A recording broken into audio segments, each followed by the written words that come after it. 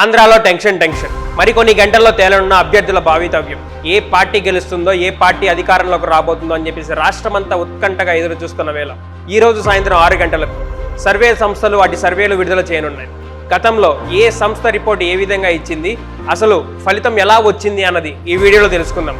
ముందుగా ఈ వీడియో చేసే ముందు మా ఛానల్ని సబ్స్క్రైబ్ చేసి బెల్ ఐకాన్ ఆన్ చేసుకోవాల్సిందిగా కోరుతున్నాం. ఏపీలో రాజకీయాలు అంటేనే నువ్వా నేనా అనే రేంజ్లో పార్టీలే కాదు, సామాన్యులు కూడా ఇన్వాల్వ్ అవుతారు. ఈసారి పార్టీలన్నీ కూటమి కట్టే ఒకవైపు, వైసీపీ ఒక్కటే ఒకవైపు. హోరాహోరీగా సినిమా థ్రిల్లర్ తరహాలో ఎన్నికలు జరిగాయి. పోయినసారి జరిగిన ఎన్నికల్లో నేను ఉన్నాను, నేను విన్నాను అంటూ జగన్ చేసిన పాదయాత్ర సునామీ ఆ పార్టీకి ఎవరు ఊహించని అంత మెజారిటీ తెచ్చిపెట్టింది. కానీ 5 సంవత్సరాల తర్వాత జగన్ను ఎదుర్కోవడానికి ప్రతిపక్షాలు అన్నీ ఒక్కటై చాలా వ్యూహాత్మకంగా ముందుకు సాగుతూ జగన్ తప్పులను ఎక్కడికక్కడ ఎండగడుతూ ఎక్కడా చిన్న పొరపాటు కూడా తావివ్వకుండా ఈ ఎన్నికలు పూర్తి చేశారు. నేటితో 7వ విడత ఎన్నికలు ముగుస్తుండటంతో ఈరోజు సాయంత్రం నుండి ఎగ్జిట్ పోల్స్ సంస్థలు తమ సర్వే వివరాలను విడుదల చేయడానికి ఎలక్షన్ కమిషన్ అనుమతినిచ్చింది.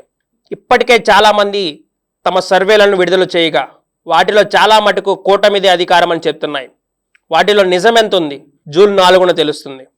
పిఠాపురంలో పవన్ గెలుస్తాడా అని కోట్లలో బెట్టింగ్లు కూడా జరిగాయి.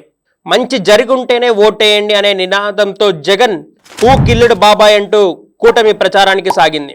ప్రజలు ఎవరికి పట్టం కట్టారన్నది కొసమెరుపు. మేమే అధికారంలోకి వస్తున్నామని టీడీపీ చెప్తున్నా, వైసీపీ మాత్రం మరోసారి గెలుపు మాదే, విశాఖలో ప్రమాణ స్వీకారం చేస్తామంటూ ప్రకటించింది. పోయినసారి సర్వేలన్నీ జగన్ అధికారంలోకి వస్తాడని చెప్పినా మెజారిటీ విషయంలో మాత్రం ఫెయిల్ అయ్యాయి. ఎవరికి అనుకూలంగా వస్తాయి అనేది ఈరోజు సాయంత్రం 6 గంటలకు తెలుస్తుంది. చూద్దాం ఈసారి ఆంధ్ర ప్రజలు ఎవరికి పట్టం కడతారో.